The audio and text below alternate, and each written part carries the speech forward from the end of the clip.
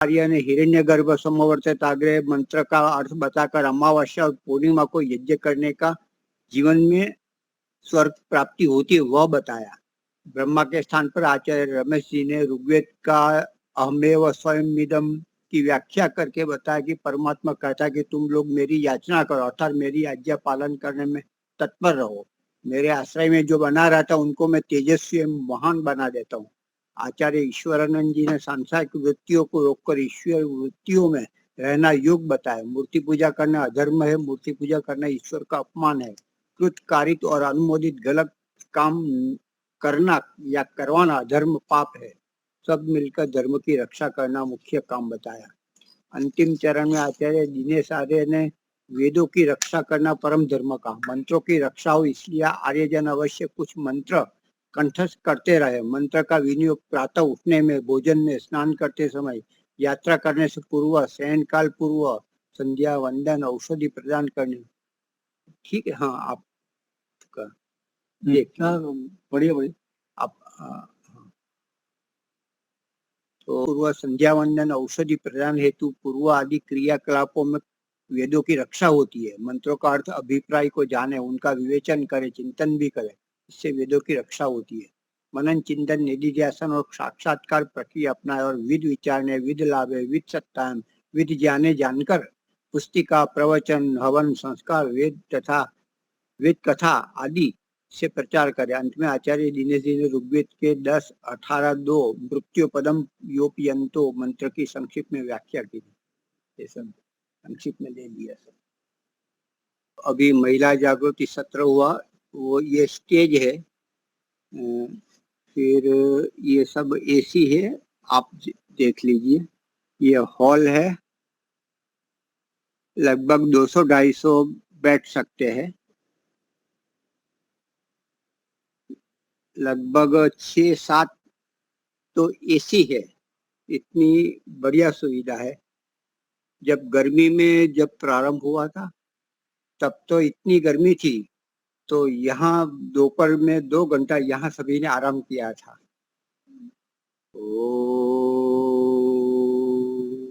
सहनावतु सहनौ भुनक्तु सह वीर्यं कर्वावहै तेजस्विनावधीतमस्तु मा विद्विषावहै। ओम शांति शांति शांति। सबको सादर नमस्ते जी। नमस्ते जी। वैदिक प्रज्ञा व्याख्यान माला में आप सभी का हार्दिक स्वागत है। पहले सुशील गुप्ता जी आप एक भजन लीजिए। धन्यवाद मुनि जी। ईश्वर भक्ति का एक भजन सबको सादर नमस्ते। हुआ ध्यान में ईश्वर के जो मगन, उसे कोई कलेश लगा न रहा। हुआ ध्यान ईश्वर के जो मगन, उसे कोई कलेश लगा न रहा। जब ज्ञान की गंगा में नहाया, तब मन मैल जरा न रहा। हुआ ध्यान में ईश्वर के जो मगन, उसे कोई कलेश लगा न रहा। परमात्मा को जब आत्मा में लिया देख ज्ञान की आँखों से, परमात्मा को जब आत्मा में लिया देख ज्ञान की आँखों से, प्रकाश हुआ मन में उसके, कोई उससे भेद छिपा न रहा। हुआ ध्यान में ईश्वर के जो मगन उसे कोई कलेश लगा न रहा। पुरुषार्थ ही से दुनिया में हर कामना पूरी करता है। पुरुषार्थ ही से दुनिया में हर कामना पूरी करता है। मन चाहा सुख उसने पाया, जो आलसी बन के पड़ा न रहा। हुआ ध्यान में ईश्वर है जो मगन, उसे कोई कलेश लगा न रहा। यहाँ वेद विरुद्ध मत जब फैले, पत्थर की पूजा जारी हुई। यहाँ वेद विरुद्ध जब मत फैले, पत्थर की पूजा जारी हुई। जब वेद की विद्या लुप्त हुई, तब ज्ञान का पाँव जमान रहा। जब वेद की विद्या लुप्त हुई, तब ज्ञान का पाँव जमान रहा। हुआ ध्यान में ईश्वर के जो मगन, उसे कोई कलेश लगा न रहा। दुखदायक है सब शत्रु है, ये विषय है जितने दुनिया के। दुखदायक है सब शत्रु है, ये विषय है जितने दुनिया के। वही पार हुआ भव सागर से, वही पार हुआ भव सागर से, जो जाल में इनके फंसा न रहा।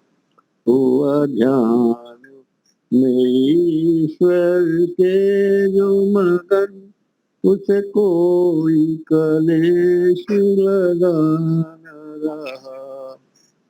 अंतिम, यहाँ बड़े बड़े महाराज हुए, विद्वान हुए, बलवान हुए।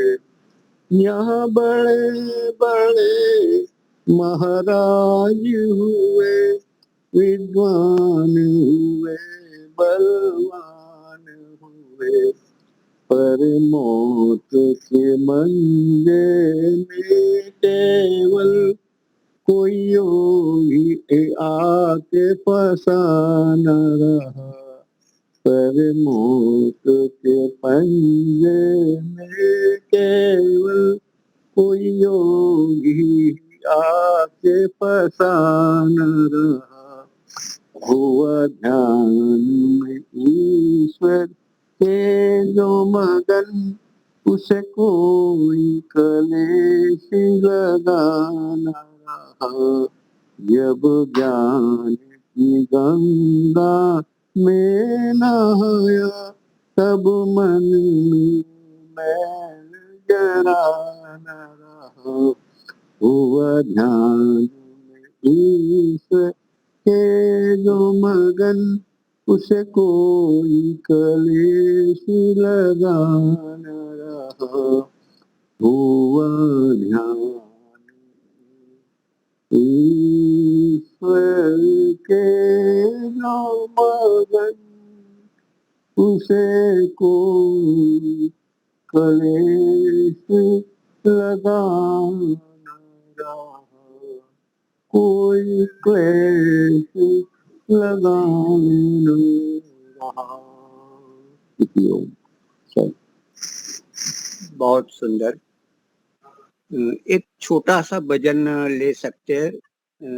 पारुल जी आप लेंगे? हाँ जी, प्रार्थना हो या तो हाँ हाँ भजन हो छोटा सा।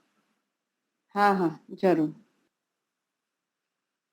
मन के गहरे अंधियारे में, मन के गहरे अंधियारे में, हे प्रभु नाम दिए जैसा, हे प्रभु नाम दिए जैसा, जिसने ईश्वर को ही ध्याया, उसने जीवन का सुख पाया। जिसने ईश्वर को ही ध्याया, उसने जीवन का सुख पाया। सांसों की बहते धारों में, सांसों की बहते धारों में, हे प्रभु नाम दिए जैसा, मन के गहरे अंधियारे में, हे प्रभु नाम दिए जैसा,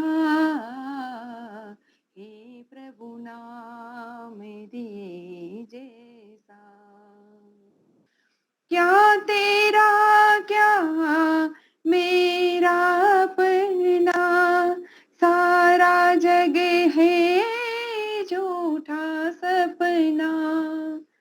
क्या तेरा क्या मेरा अपना, सारा जग है झूठा सपना। जग यात्रा के चौराहे में, जग माया के चौबारे में, हे प्रभु नाम दिए जैसा, कोई नहीं इसका इस दुनिया में, ईश्वर उसे की बाहें थामे। कोई न जिसका इस दुनिया में, ईश्वर उसे की बाहें थामे। बिन चंदा के पतवारे में, हे ईश्वर तू दिए जैसा, हे ईश्वर तू दिए जैसा। मन के गहरे अंधियारे में, हे प्रभु नाम दिए जैसा, हे प्रभु नाम दिए जैसा, हे प्रभु नाम दिए जैसा, हे ईश्वर तू दिए जैसा। नमस्ते। बहुत बहुत बहुत बहुत ही सुंदर। सुंदर। धन्यवाद। आज हम यहाँ दर्शन योग धाम लाकरोड़ा में आए हुए हैं। शरद पूर्णिमा है। उनका ऋग्वेद के 100 मंत्र से विशेष यज्ञ और प्रवचन आदि हुआ। बहुत सारे हमारे आचार्य गण विद्वान गण थे, उनका प्रवचन भी हुआ। तो आज बहुत ही लंबे काल के बाद आचार्य दिनेश जी आज समय मिला है, तो यहाँ हम उनका वक्तव्य सुनेंगे। साथ में यहाँ हमारे प्रबुद्ध आचार्य प्रबुद्ध जी भी आए हुए हैं, तो वो भी बैठे, उनका भी हमें सुनना चाहिए, लेकिन समय नहीं है आकस्मिक। तो अभी आचार्य दिनेश जी को हम सुनेंगे। आचार्य प्रबुद्ध जी, हाँ ये बैठो। हाँ हाँ बस ठीक है, हाँ दिखाया जी जी, बहुत बढ़िया। हाँ आइए आप, मैं यहाँ कर लेता हूँ थोड़ा ऊपर।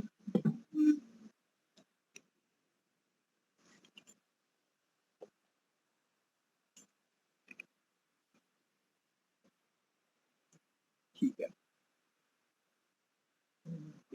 नमस्ते जी, सारे नमस्ते। सभी को नमस्ते। नमस्ते आचार्य जी। नमस्ते आचार्य जी। सभी को नमस्ते। बहुत ही हर्ष का विषय है कि आज के दिन में ये उत्तम कार्य अर्थात वैदिक प्रज्ञा व्याख्यान माला में हम सब लोग उपस्थित हैं। आज शरद पूर्णिमा है, विशेष यज्ञ भी यहाँ किया गया है। दर्शन योग धाम लाकरोड़ा में विशेष यज्ञ किया गया है। तो इसमें अनेक विद्वानों ने प्रेरणा दी है। आपको समाचार मुनि जी ने पहुंचा दिया है, चित्र सहित उसकी सूचना विज्ञापन भेज दिया है, उसको भी आप देख लीजिएगा। आप लोग आमंत्रित हैं, कभी भी आप लाकरोड़ा पधारिए और ऐसे कार्यक्रमों में सम्मिलित होइए। कार्यक्रम जिस दिन कार्यक्रम नहीं होता है उस दिन भी आप अनेक विद्वानों से मार्गदर्शन प्राप्त कर सकते हैं। नया साहित्य प्रकाशित हुआ हो तो उसकी प्रसादी भी ले सकते हैं।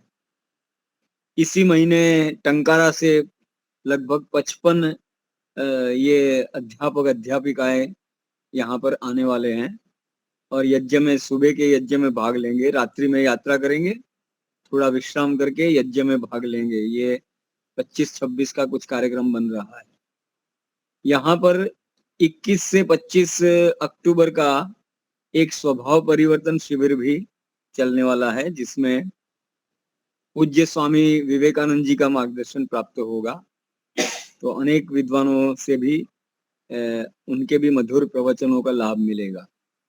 तो आप लोग सभी सादर आमंत्रित हैं।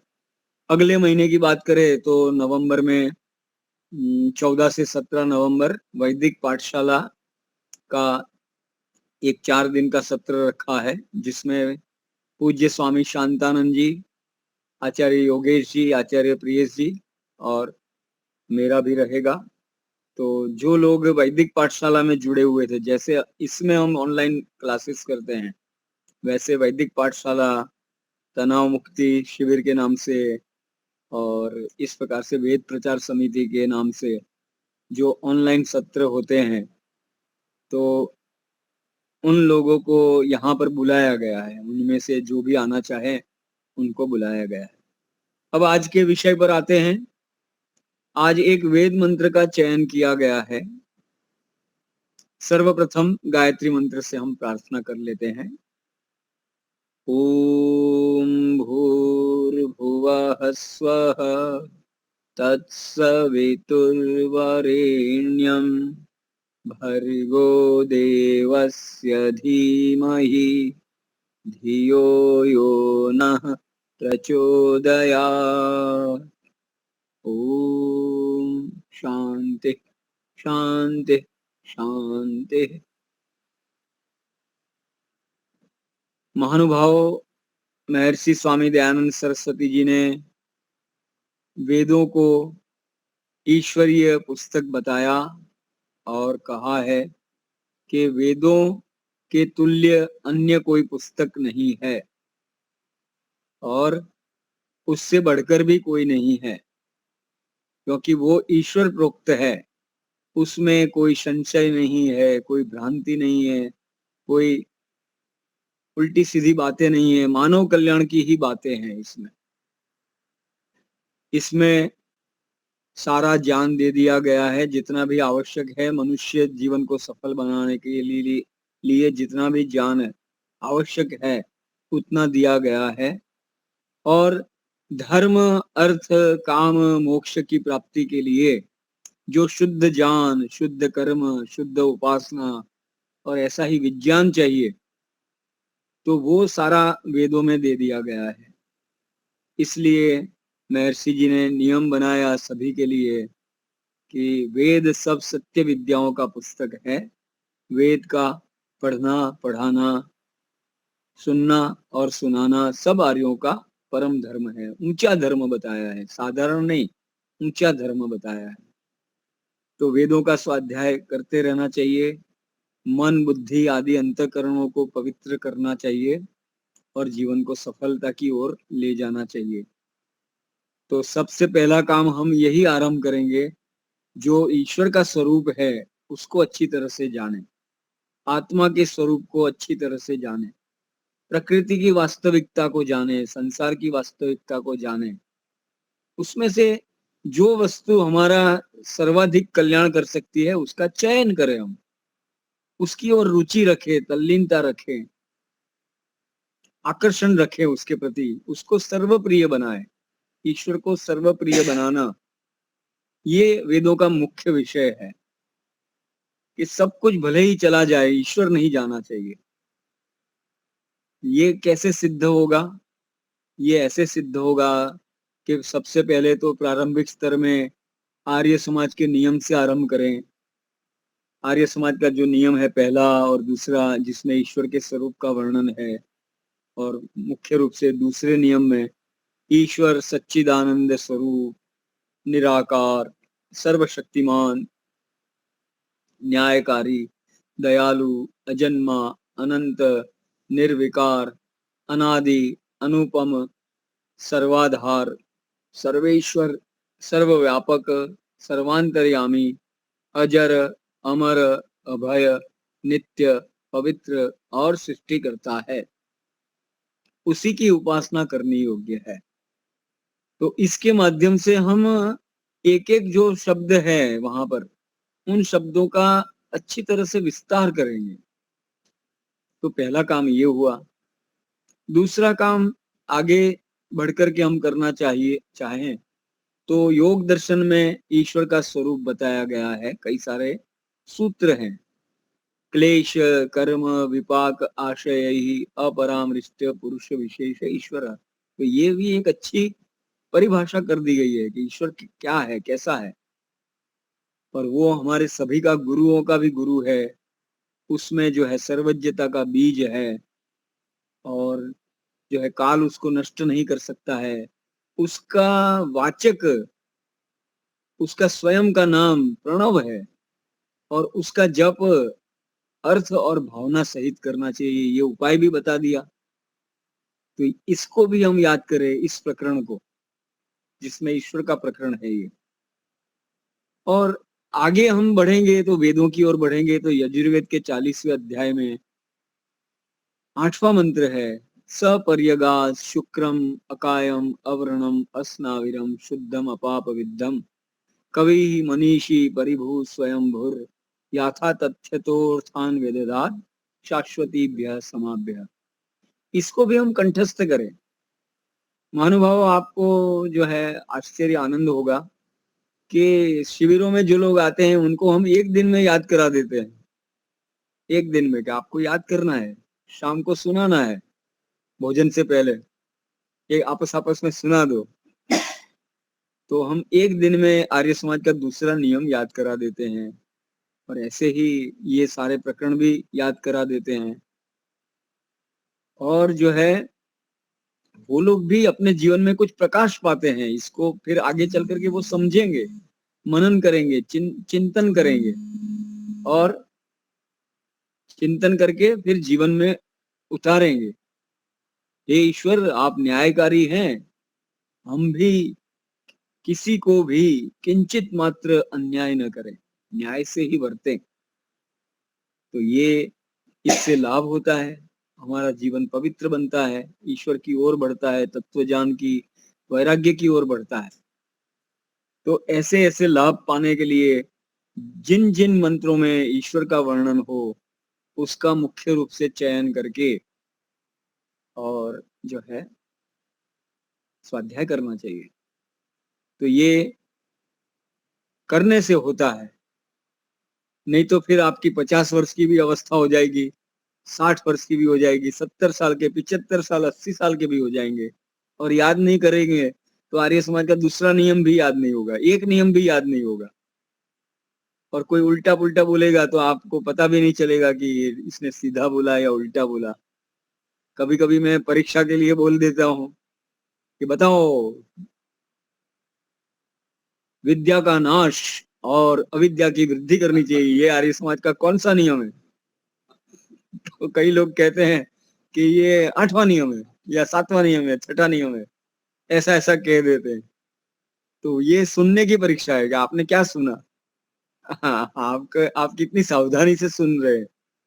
तो सावधानी से न सुना तो आपने क्या सुना कि विद्या का नाश और अविद्या की वृद्धि करनी चाहिए। ऐसा तो कोई नियम ही नहीं है। तो उसका फटाफट उत्तर यह आना चाहिए कि ऐसा कोई नियम नहीं है, नियम तो ऐसा है, अविद्या का नाश और विद्या की वृद्धि करनी चाहिए। तो उलझा देते हैं, यानी कि कई कई प्रश्न ऐसे भी हम पूछते हैं जिसमें उलझा देते हैं। तो ये करने से होता है, एक विद्यार्थी जो है उसमें चतुराई होनी चाहिए कि गुरु जी के एक एक शब्द, अर्थ और उसके संबंध को पकड़े। तो आज का जो मंत्र है ये हमने लिया है यजुर्वेद के 5वें अध्याय में 31वां मंत्र है, लेकिन वो आर्याभिविनय में है मुख्य रूप से। आर्याभिविनय जिनके पास हो वो अभी देख सकते हैं तो अभी देखें, बाद में देख सकते हैं तो बाद में देखें। ये दूसरे प्रकाश में 16वां मंत्र है आर्याभिविनय में। आर्याभिविनय में 2 प्रकाश हैं, तो दूसरे प्रकाश में ये 16वां मंत्र है। मंत्र इस प्रकार से है, विभुरसी प्रवाहणो वह्निरसी हव्यवाहनः श्वात्रोसी प्रचेता तुथोसी विश्ववेदा। अब जो है थोड़ी संस्कृत जानता है तो वो इसको अर्थ कर लेगा। असी माने आप हो, असी माने आप हो, मध्यम पुरुष एक वचन है। विभु असी, हे ईश्वर, संबोधन कर दिया हमने, हे ईश्वर आप विभु हो। फिर आगे एक और विशेषण है प्रवाहण, आप प्रवाहण हैं।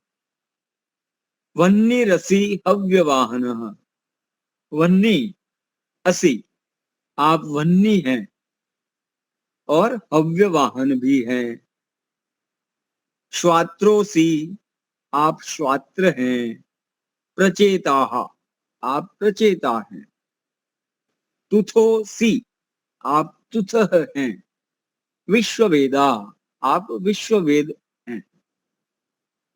तो इतने गुणों का वर्णन कर दिया। तो ऐसा मंत्र हमने चयन किया है कि जिसमें ईश्वर के कई गुणों का वर्णन है। तो थोड़ा थोड़ा हम देखने जा रहे हैं। विभू रसी, वी जमा भू, वी वत्ता भू, भू माने भवती जिससे बनता है। विशेष रूपे, विशेष रूप से आप होते हैं, विद्यमान हैं। आप विशेष रूप से विद्यमान हैं। हे ईश्वर आप विभू हैं, आप व्यापक हैं। अब जो है ईश्वर से जो भिन्न वस्तुएं हैं वो सामान्य रूप से भी देखने को मिलती है और विशेष रूप से देखने को भी मिलती है। लेकिन ईश्वर सर्वदा सदा सदा सर्वदा सब जगह विभू के रूप में ही मिलता है। उदाहरण के रूप में हम समझते हैं कि ये जो हमारा पर्यावरण है, वातावरण है, उसमें जल है या नहीं है? तो जल भी है, सामान्य रूप से जल है, जिसको हम ह्यूमिडिटी कहते हैं, भेज कहते हैं, नमी कहते हैं। तो यहाँ पर जल है, वातावरण में जल है, वो सामान्य रूप से है, ये एक प्रकार है। और कुएं में भी जल है, वो विशेष रूप से है। कुएं में जो जल है उससे हमारी प्यास बुझ सकती है। हवामान में जो जल है उससे हम डायरेक्ट ऐसा लाभ नहीं उठा सकते हैं। परंतु ईश्वर जो है ऐसे प्राकृतिक पदार्थों की अपेक्षा हमेशा ही विभू रहता है, विशेष रूप से विद्यमान रहता है। तो वो ईश्वर कैसे विद्यमान रहता है? ईश्वर हमेशा सजग रहता है, सतर्क सावधान रहता है। ईश्वर एक क्षण भी विराम नहीं लेता है या विश्राम नहीं करता है, हर क्षण वो तत्पर है, सावधानी से रहता है, सतर्क रहता है, सबको लाभ पहुंचाने के लिए। और हर क्षण वो चाहता है कि ये सारी जीवात्माएं हैं वो मुझे प्राप्त कर लेवे, ये मुझे बस आवाज देवे, इतनी देर है, मैं उसका हाथ पकड़ लूं और इसको इस भवसागर से पार करा दूं। देखो, ये भवसागर से एक बात आ गई, तो मैं अभी अभी विद्यार्थियों से प्रश्न पूछ रहा था कि संसार तो एक सागर है, अब हमको अपनी स्थिति को देखना चाहिए, क्या हम इस सागर में डूब गए हैं? एक स्थिति, इस सागर में डूब गए। दूसरा, इस सागर में बह रहे हैं, सागर जहां ले जाता है वहां पर जा रहे हैं।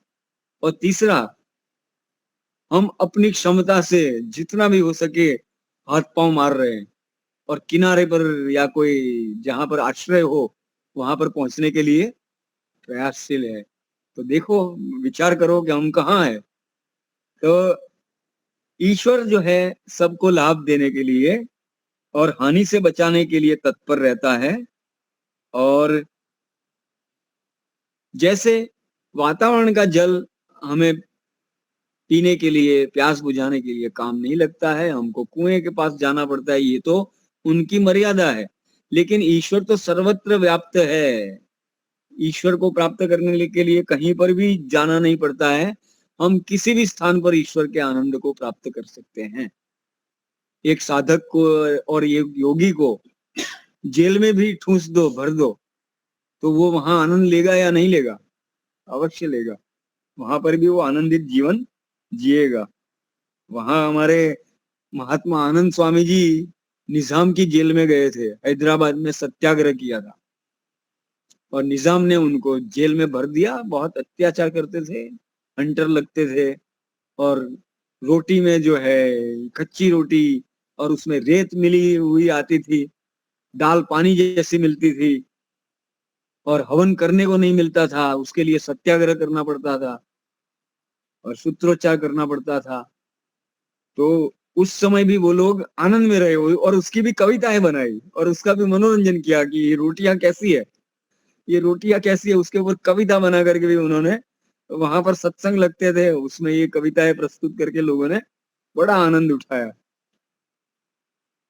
तो ईश्वर का आनंद प्राप्त करने के लिए कोई स्थान विशेष में जाने की आवश्यकता नहीं है, सब जगह उपलब्ध है और वो विभू है। ईश्वर सर्वत्र विशेष रूप से व्याप्त है। अगला जो शब्द आया, प्रवाहण, ईश्वर प्रवाहण है, सब जड़ चेतनों को नियम से चलाता है।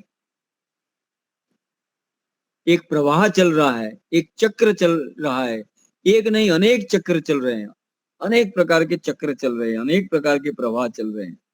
हम संसार में देखते हैं, सूर्य का चक्र है, पृथ्वी का चक्र है, वायु का चक्र है, वायु में भी कार्बन का चक्र है, ऑक्सीजन का चक्र है, नाइट्रोजन का चक्र है, और समुद्र है और जल है, जल का भी चक्र है। समुद्र से जो है सूर्य खींचता है पानी को और मेघमंडल को दे देता है, मेघमंडल में वो सैचुरेट हो जाते हैं, संपृक्त हो जाते हैं और फिर जो है बरस करके फिर वापस भूमंडल को वो जल मिल जाता है और वो शुद्ध होकर के मिल जाता है। तो ये सारे अपने अपने नियमों में चल रहे हैं, ये चक्र चल रहे हैं और हमारा लाभ पहुंचा रहे हैं। हम जो है प्राणवायु को लेते हैं, हम जो वातावरण में से हवा लेते हैं उसमें से प्राणवायु का प्रयोग करके फिर कार्बन डाइऑक्साइड को छोड़ते हैं और ये कार्बन डाइऑक्साइड जो है इसका भोजन है वृक्ष वनस्पति का, वो उसको लेती है और वो प्राणवायु छोड़ती है। तो ऐसे ऐसे चक्र हैं। तो इन जड़ पदार्थों में कोई ज्ञान नहीं है, फिर भी जो है ईश्वर की रचना बुद्धिपूर्वक की है, बुद्धिपूर्वक चल रहे हैं। अग्नि ऊपर ही जाती है, जल नीचे को ही जाता है और जो है अग्नि गर्मी देती है, ठंडक नहीं देती है। नियम से वर्ष, ऋतु, मास आदि बनते हैं और चेतनों को भी ईश्वर नियम से चलाता है। जो चेतन है उनको भी नियम से चलाता है। उनके ऊपर कुछ प्रतिबंध तो है, परंतु कुछ स्वतंत्रता भी दे रखी है। मनुष्य जो है कर्म करने में स्वतंत्र और फल भोगने में परतंत्र है, नियम में चलाता है। जितना कूद लेना हो तो कूद लो, फिर जो है मेरे हाथ में आओगे तो फिर मैं छोड़ूंगा नहीं आपको। फिर ये दुष्ट काम करने के लिए फिर साधन और अवसर नहीं दूंगा, वो मैं छीन लूंगा आपको। आपने साधनों का दुरुपयोग किया, तो इस प्रकार से वो नियम में चलाता है।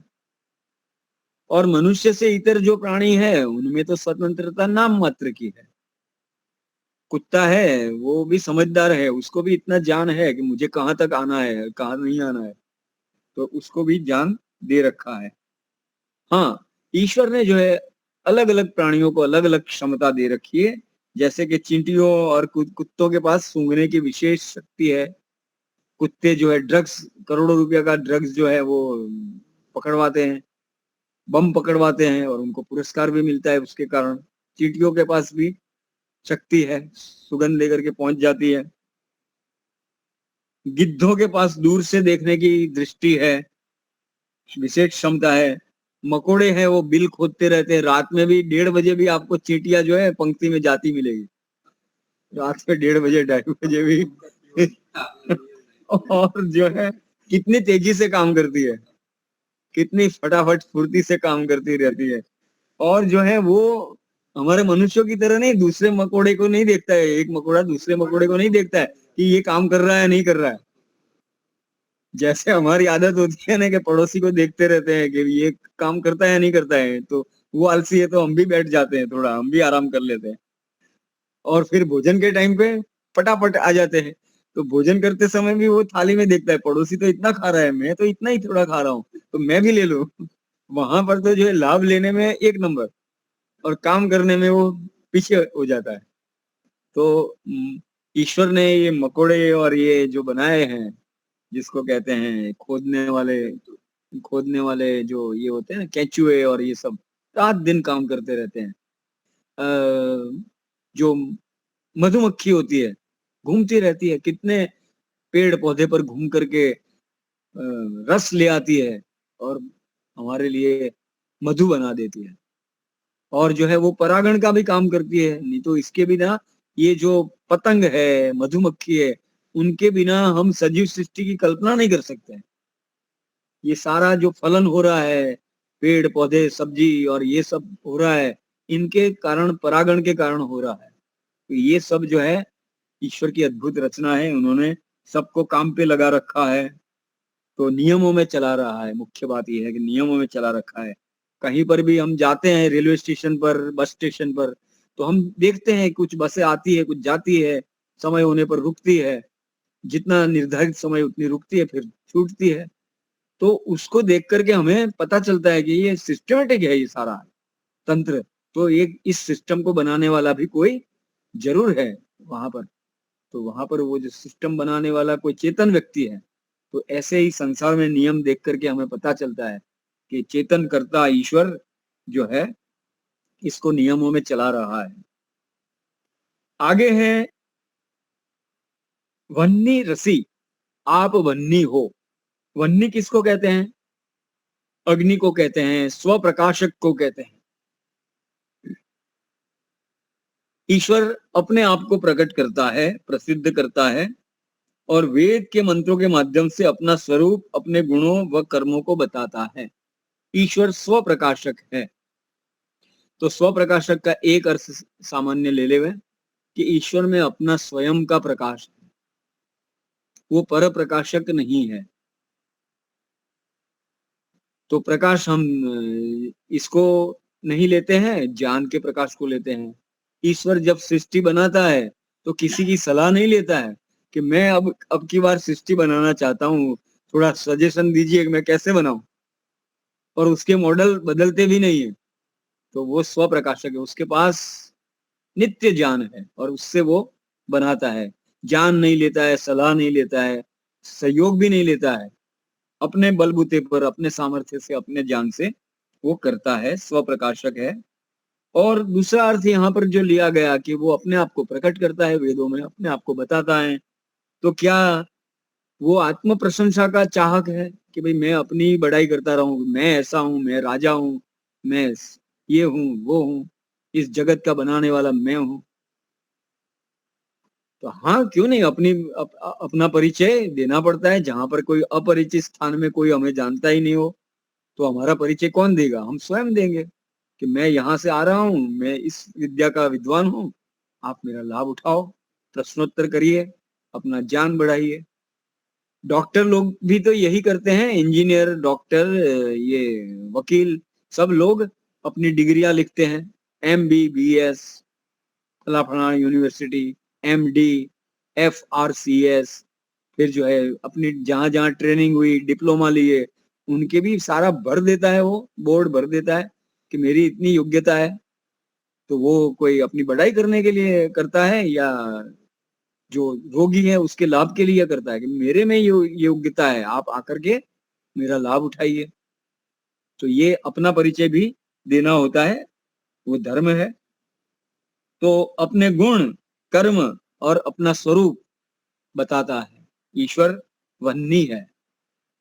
अगला शब्द है हव्य वाहन। आपने हवन शब्द भी सुना है और हव्य शब्द को भी सुना है। जो हवन में द्रव्य होमा जाता है वो हव्य है, घी है, समिधा है, ये सब हव्य है। और जो है हवन सामग्री भी है, वो सारा हव्य है। और हमने कोई प्रसादी बनाई है, मिष्टान बनाया, वो भी उसमें हव्य हो जाएगा। तो उसमें हु दाना दानयो, दान और आदान, जो दिया जाए और जो लिया जाए, उसका नाम हव्य है। तो संसार में जो वर्तमान में, संसार में जो वर्तमान है, संसार के पदार्थों में जो वर्तमान है, उत्कृष्ट रस हैं, वो सारे हव्य हैं। ईश्वर ने हमको दे दिए हैं। आम खाओ, केला खाओ, संतरे खाओ, मिर्ची खाओ, जो भी आपको इच्छा है वो खाओ। 6 रस बना दिए। तो ये हमको बना करके प्रयोग के लिए दे दिया है। औषधियां भी बना करके दे दी, बना करके हमें सौंप दिया कि आप इसको प्रयोग करो। और जब प्रलय का समय आता है तो वो सारा समेट लेता है कि भाई अब दुकान बंद, अब सामान नहीं मिलेगा, जाओ अपने इसमें, जाओ अपने अपने ठिकाने पर जाओ। जिन्होंने मोक्ष की योग्यता प्राप्त कर ली वो मोक्ष में जाओ और रहो, वहां ही रहो। और जिन्होंने मोक्ष की योग्यता प्राप्त नहीं करी है वो बेहोशी में पड़े रहो। अगली बार जब दुकान खोलूंगा तो सामान मिलेगा आपको। अभी तो मैंने दुकान बंद कर दी है। तो वो ले लेता है, अपना सारा ले लेता है, समय आने पर हमसे ले लेता है। अब देखो कितनी विचित्रता है ईश्वर की रचना में कि पृथ्वी में, इसी पृथ्वी में, जल में जो है अनेक प्रकार के रस हैं। इन रसों को जो है उनके परमाणुओं को पृथक करके ऐसे ऐसी मशीन बना दी है, वृक्ष, वनस्पति, पौधे, बेल के रूप में, कि वो उसको खींच लेते हैं, अपने काम की वस्तु को खींच लेते हैं, बाकी की वस्तु को छोड़ देते हैं। तो अलग अलग वनस्पतियों में स्थापित हो जाते हैं। ये रस स्थापित करता है, ये ईश्वर का काम है। ईश्वर ने ऐसा उसमें जेनेटिक प्रोग्राम बना दिया, एक प्रोग्राम बना दिया कि देखो क्या प्रोग्राम है कि आम का फल है, वो जो है आम का फल जो है मीठा वाला रस खींचता है, यानी कि उसमें जो है मीठा वाला रस उसने, वही उसी जमीन में आम है, वो मीठा रस खींच लिया उसने। और नींबू में उसने खट्टा रस खींच लिया। और जो है मिर्ची जो है उसी जमीन में मिर्ची है, चीकू है, तो उसमें अलग अलग प्रकार के स्वाद, सुगंध जो है उसने काम के खींच लिए, बाकी के छोड़ दिए। तो देखो कई लोग कहते हैं ना कि वनस्पति में जीव होता है या नहीं होता है, होता है। वो अपनी चॉइस से लेता है, इच्छा रखता है और प्रयत्न करके उसको ले लेता है। तो ये बताता है कि वनस्पति में जीव है। और यहाँ पर ईश्वर हव्यवाहन है। तो ईश्वर जो है इन पदार्थों को हमें हमें देता है और हमसे ले भी लेता है, पर प्रलय के समय में ले लेता है। और हमारी जब मृत्यु होती है, हमने बहुत सारे पदार्थ इकट्ठे कर दिए और मृत्यु आई तो हम एक सुई भी नहीं ले जा सकते हैं। तो ईश्वर ने सारा हमसे हटा दिया, हम क्या ले जाएंगे? हमने जो दान दिया है वो वापस आएगा। हमने 1 लाख रुपए का दान दिया तो हमारा अगला जन्म ऐसा होगा कि हम फिर से 1 लाख का दान कर सके, ऐसे संपन्न घर में जन्म देगा। और हम कंजूस बन करके बैठे रहे, उसका ईश्वर निषेध करता है। तो कंजूस बन करके बैठे रहे तो पता नहीं दूसरा जन्म मनुष्य का मिलेगा या नहीं मिलेगा, या मनुष्य की सेवा करने के लिए बैल बनना पड़ेगा, या इस प्रकार का बनना पड़ेगा, गाय बनना पड़ेगा, बैल बनना पड़ेगा। तो दान देने से, यज्ञ करने से ये गारंटी मिलती है कि हमें मनुष्य जन्म ही मिलेगा। जो व्यक्ति नियमित ईश्वर की आज्ञा पालन करके यज्ञ करता है, स्वाध्याय करता है, ध्यान करता है, उसको जो है, और अच्छे कामों को करता है, उसको अवश्य ही दान देता है, परोपकार के कामों को में समय लगाता है, उसको अवश्य ही मनुष्य जन्म मिलेगा। तो ईश्वर जिस प्रकार से हव्य वाहन है, हम भी हव्य वाहन बने, पदार्थों को देवे, समय आने पर ले भी लेवे। तो ईश्वर से ये गुण हमें प्राप्त करना चाहिए। ईश्वर दयालु है, ईश्वर का दान देने का स्वभाव है, ईश्वर सदा देता रहता है, ईश्वर उत्तम वस्तुओं को देता है, ईश्वर अपनी वस्तुओं को देता है। और ईश्वर की एक विशेषता जो है वो पूरी की पूरी हम पालन नहीं कर सकते। ईश्वर दिए के बदले में कुछ भी नहीं लेता है। हम तो सामाजिक हैं तो हमें तो कई सारा सहयोग लेना होता है, कुछ सहयोग देते भी है, कुछ सहयोग लेते भी है। तो मनुष्य की जो है अल्पज्यता, अल्प सामर्थ्य होने से ये होता है। लेकिन ईश्वर को कुछ भी नहीं चाहिए, उसने जो दे दिया तो दे दिया, उसके बदले में कुछ भी नहीं चाहता है। ऐसा ईश्वर अव्यवाहन है। अगली बात जो है, स्वात्रोसी, हे ईश्वर आप स्वात्र हैं। तो इसके अर्थ में यह है कि ईश्वर गतिशील है। स्वी धातु है और गति है उसका अर्थ, स्वी गतौ, ज्ञान, गमन और प्राप्ति। तो वो ईश्वर शीघ्र व्यापनशील होने से ईश्वर को स्वात्र कहते हैं। ईश्वर शीघ्र व्यापक हो जाता है, व्यापक होने वाला है। परंतु ये तो एक कथन मात्र है। ईश्वर तो पहले से ही है, वो शीघ्र व्याप्त हो जाता है ऐसा नहीं है कि जैसे कि कहीं पर पानी गिरा और वो जो है फैल गया। अच्छा, तो पानी का एक जलाशय भरा है, उसके ऊपर हमने 2 बूंद पेट्रोल टपका दिए या तेल के टपका दिए, और तेल जो है उसके ऊपर बिखर गया, पूरी सतह पर तेल तेल हो गया। ईश्वर इस प्रकार से व्याप्त नहीं होता है, ईश्वर तो पहले से ही है, कथन मात्र है। परंतु फिर भी कुछ बातें कथन मात्र होती है। जैसे कि हम व्यवहार में कहते हैं कि अहमदाबाद आ गया, ट्रेन में बैठे हैं और कहते हैं अहमदाबाद आ गया, दिल्ली आ गया।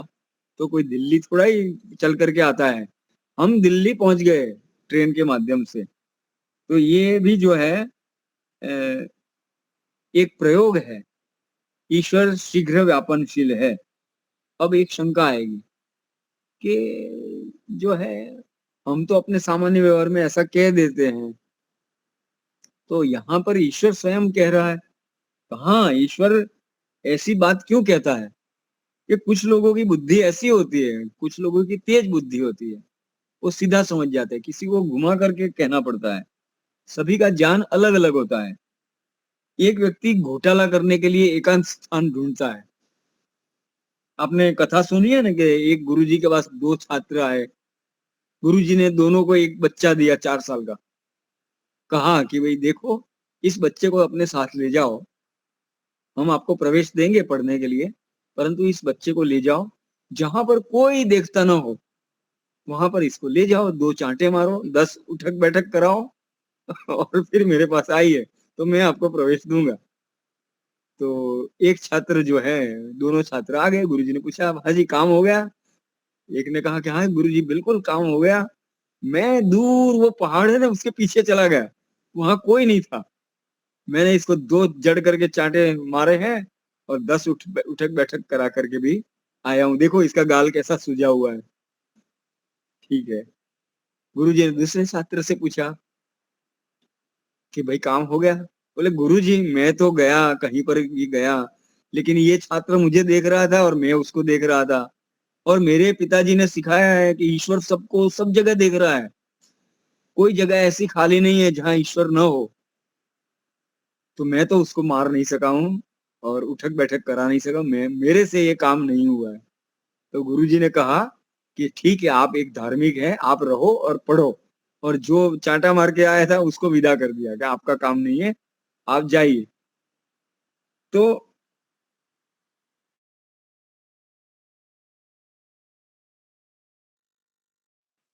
अब उसको हम समझा देवे इस प्रकार से कि आप पहाड़ी से पीछे चले जाओगे तो ईश्वर आपसे पहले वहां पहुंच जाएगा, ईश्वर आपसे भी पहले वहां पहुंच जाएगा और आपको उपस्थित मिलेगा, तो वो घोटाला करने से बच जाएगा। तो ऐसी बुद्धि वाले को जो है रोकने के लिए ऐसी भाषा का प्रयोग किया जाता है। वास्तव में ईश्वर तो सदा सर्वत्र रहता ही है। अगली बात आई प्रचेता। आप प्रचेता हैं अर्थात प्रकृष्ट ज्ञान स्वरूप हैं, शुद्ध ज्ञान, तत्व ज्ञान या यथार्थ ज्ञान को तत्व ज्ञान कहते हैं। किसी भी पदार्थ का ठीक ठीक ज्ञान केवल ईश्वर को है। आप प्रचेता है, आपको हर ज्ञान जो है आपका वर्तमान में रहता है और उपस्थित रहता है, कोई भ्रांति नहीं, कोई संशय नहीं, बिल्कुल तत्व ज्ञान, कोई संशय नहीं, कोई भ्रांति नहीं। और ऐसा तत्व ज्ञान प्राप्त करना है तो ईश्वर की शरण में जाओ। गुरु की सेवा में रहते हैं, लंबे काल तक रहते हैं, तो गुरु जी के पास जो ज्ञान है, तत्व ज्ञान है, वो हमें भी प्रवेश कर जाता है, हमें भी मिल जाता है। तो ईश्वर की आज्ञा भी पालन करेंगे और उसके पास दोनों समय संध्या में बैठेंगे तो उसके शुद्ध ज्ञान की प्राप्ति हो जाती है, अशुद्ध ज्ञान का विनाश हो जाता है। तो ये हो गया। अब जो है अगला तुथोसी, आप तुथ हैं, तू गतो, उसका भी अर्थ है आप सर्वज्ञ हैं। हे ईश्वर, आप सर्वज्ञ हैं, आप सब जीवों के कर्मों को, सब लोगों को, उसमें विद्यमान सब पदार्थों को ठीक ठीक जानते हो, नाम, स्थान और जन्मों को जानता है ईश्वर। अमुक आत्मा है, उसका नाम अभी क्या है, वो कौन से स्थान में है, वो क्या कर्म कर रहा है, कितना कर्म संचित है, अभी इस समय क्या कर रहा है, बिल्कुल ठीक ठीक जानता है। मन में भी योजना बनाता है, उसको जान लेता है। तो ईश्वर, अगली बात विश्व वेदा। विश्व वेदा, तो यहाँ पर विद सत्तायाम, ईश्वर सब संसार में विद्यमान है और सब संसार को बना करके उसका लाभ जीवों को कराता है। तो ऐसी ऐसी प्रेरणा की बातें हैं यहाँ पर, सब जगत में विद्यमान है, प्राप्त है, लाभ कराने वाले हैं। और जो है उसको, उस सब लाभ जो है जीवात्माओं को देता है, लाभ कराने वाले हो। तो ये एक शतपथ ब्राह्मण में आया, ब्रह्म वै तुथ, तो तुथ और विश्ववेदा हो आप।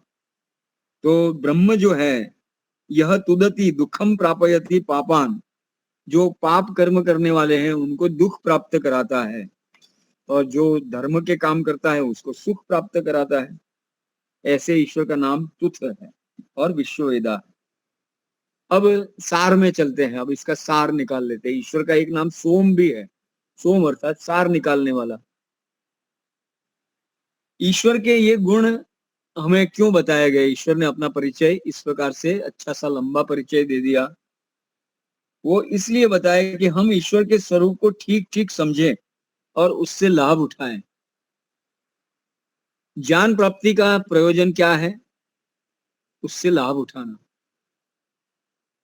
तो ज्ञान कई प्रकार का होता है,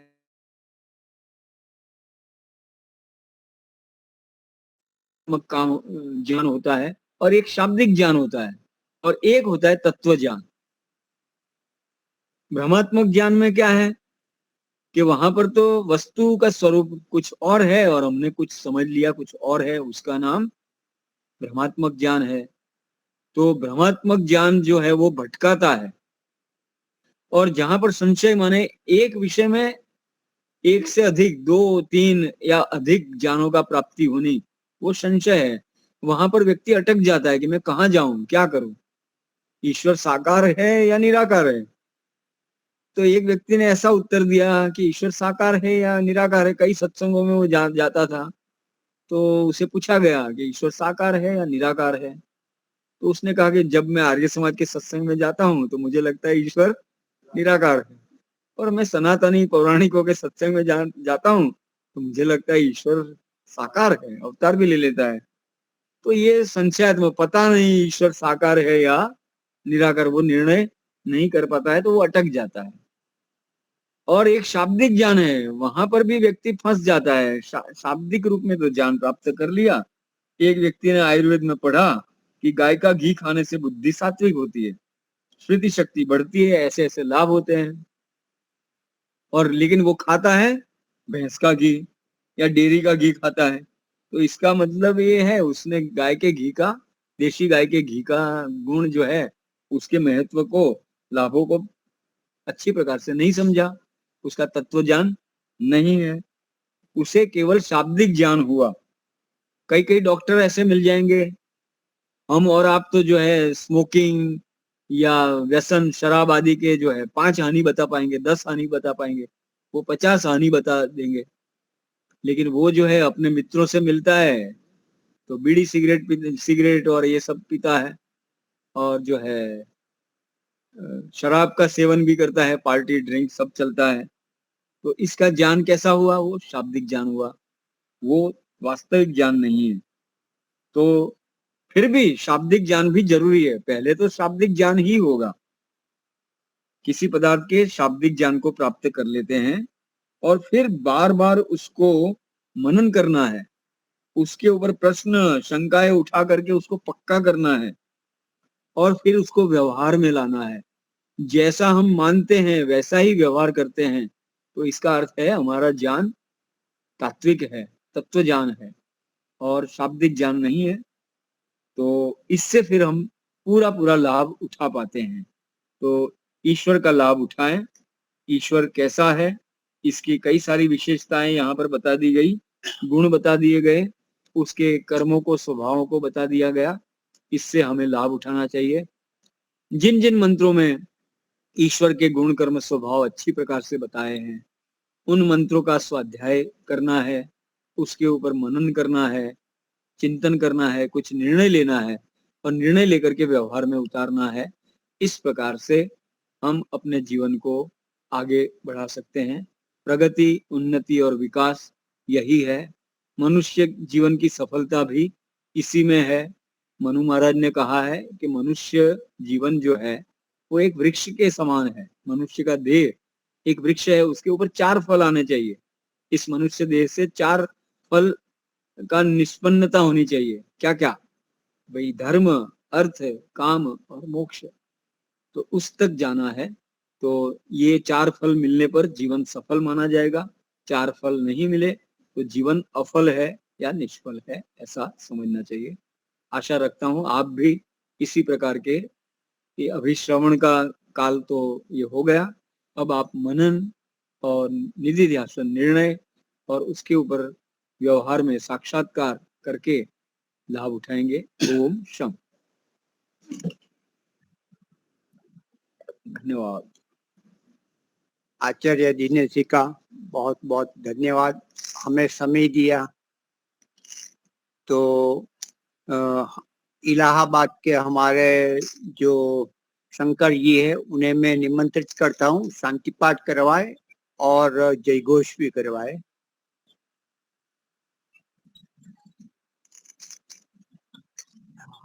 चलो कोई बात नहीं, शांति पाठ हम करवाते हैं। ओम द्यौ शांतिरंतरिक्षं शांति पृथ्वी शांतिरापः शांतिरोषधयः शांति वनस्पतयः शांतिर्विश्वे देवाः शांतिर्ब्रह्म शांति सर्वं शांति शांतिरेव शांति सामा शांतिरेधि। ओम शांति शांति शांति। सर्वेभ्यो नमः। सबको सादर नमस्ते। नमस्ते जी। नमस्ते सभी को। नमस्ते जी।